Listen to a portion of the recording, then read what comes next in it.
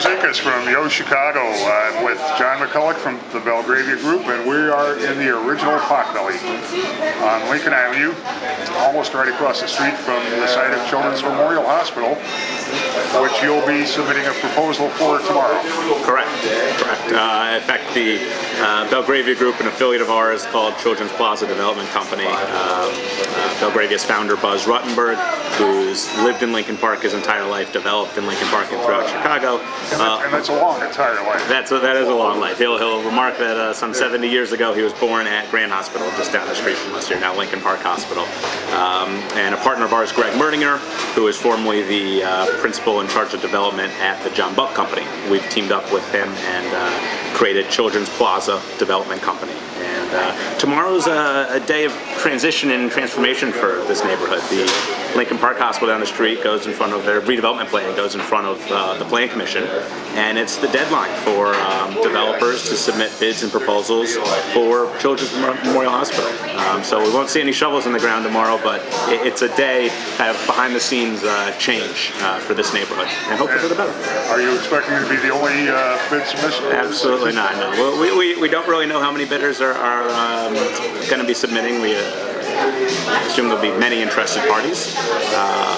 We have a preliminary plan that we are submitting along with an offer for purchase, and we've created a website for the community. It's called Shape CMH, Children's Memorial Hospital, so shapecmh.com, where we're asking members of the community to come post their thoughts and opinions about what they'd like to see at the hospital. And this is to supplement a lot of the work the hospital's already done through the firm HOK in creating a report to see what's there. And whether we're the winning bidder or not, I live in the community, Buzz lives in the community, we're going to be active participants in this process. And we hope we'll host this website one way or the other to solicit the feedback, positive, negative, or just general ideas and thoughts for the hospital.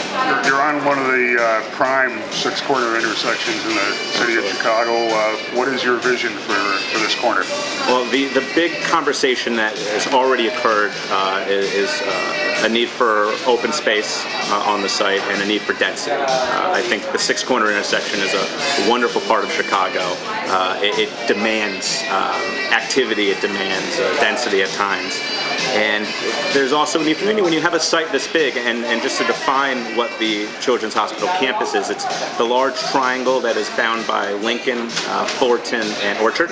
It is also on the west side of Lincoln, the 800-plus car garage, along with the White Elephant resale shop on the corner, and the Nellie Black building, which is on the north side of Orchard, north side of Fullerton, west side of Orchard.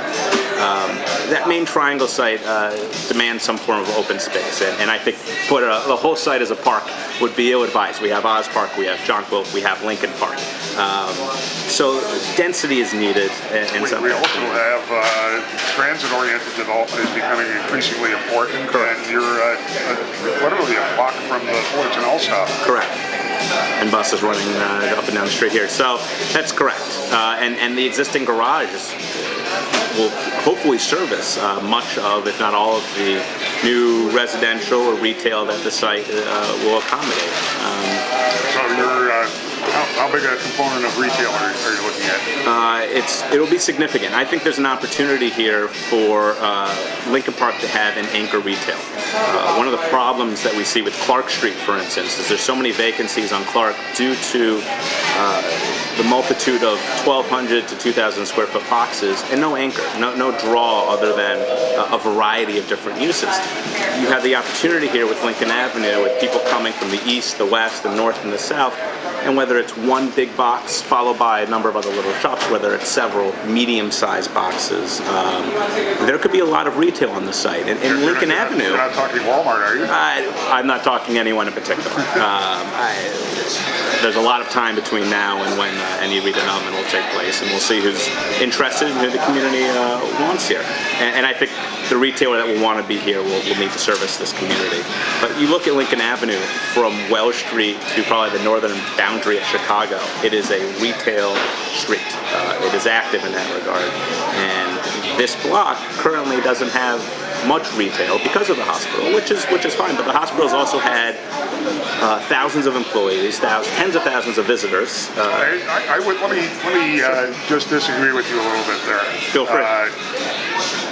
I don't think it's fair to say that the block doesn't have retail because of the hospital. The hospital originally had proposed putting retail on the ground level of the parking lot, and they were shot down with very strong community opposition. And I lived in the neighborhood at that time, and I firmly believe that the retail would have been very beneficial on the ground level of that parking lot.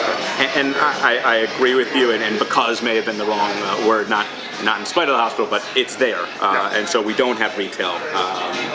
And I won't make a causative statement in that regard. But again, we now have the opportunity to take this blank block of sorts from the retail perspective and make it continuous for Lincoln Avenue. And again, I think if you bring in some larger users, it's going to be a benefit to the other local businesses here now, not a detriment, as you'll find more people coming to those users and then supplementally to the surrounding businesses. And I think the redevelopment will contain medium or large users and smaller users that will benefit from new density and new traffic to the site. How much density do you have in mind, roughly, for residential? We have the plan. I don't want to go too far in detail into our plan because I think there's going to be a lot of discourse with the hospital, with the community. I think with any development, any rezoning in a site like this, you're going to have developers who want to push the envelope and say, even though the community is presently about this tall and with this much density, we want to go taller. And the community may come back and typically would say, no, we want it more in line with what's there today. And you have that push and pull. The third party involved here is Children's Hospital, and their goal is to achieve as much value for the site as possible. Density will create value. And I think with the wonderful institution that they are, the service they've provided to this community and will continue to provide to the city of Chicago, everyone will benefit from pushing the density a little higher than maybe is the initial community approach. And I could be wrong. I don't want to speak on behalf of the community. That's not what I'm here to say. But I'm saying in general terms, I think that's what we'll expect. And I think when you have two parties pushing and pulling, you end up with a strenuous conversation. When you have that third party, the benevolent hospital, then you may end up with a little more leeway. Talking about benevolent hospital, when I reach back into history, I remember when Children's Hospital was thinking Lincoln Park was depressed enough that Children's Hospital was actively thinking of moving out of the area. And Children's Hospital made a commitment as an institution to stay here as part of the institutional anchors that were necessary to really keep Lincoln Park from becoming totally slummed over. It was in danger of that. So I look at it and I say, and I'm an old guy, I know not everybody thinks that way, that Children's Hospital should be rewarded because their having stayed here has benefited everybody here. Sure. And I think that's I agree with you in that sentiment. We hope others do. And we think, again, there's going to be, density is going to be the big fight, I think, between the hospital, the developer they choose, and the community. I think also the community wants public open space, so how you create density while still servicing the community with that type of amenity will be fun in our mind. It'll be fun. So we'll get there. But the hospital is a lot of density now. The hospital is over 700,000 square feet. The public ordinance allows for up to 1,400 employees plus an additional 100 plus doctors at any given time, plus over 250 beds or rooms in the hospital. So you have visitors coming there. So the hospital has been bringing people to this neighborhood, and that density should be replaced. Those businesses, when the hospital moves downtown, the businesses may suffer for a period of time without the employees and the visitors here who have patronized these local businesses for many years. And especially if the site sits vacant, undeveloped for a protracted period of time. Correct.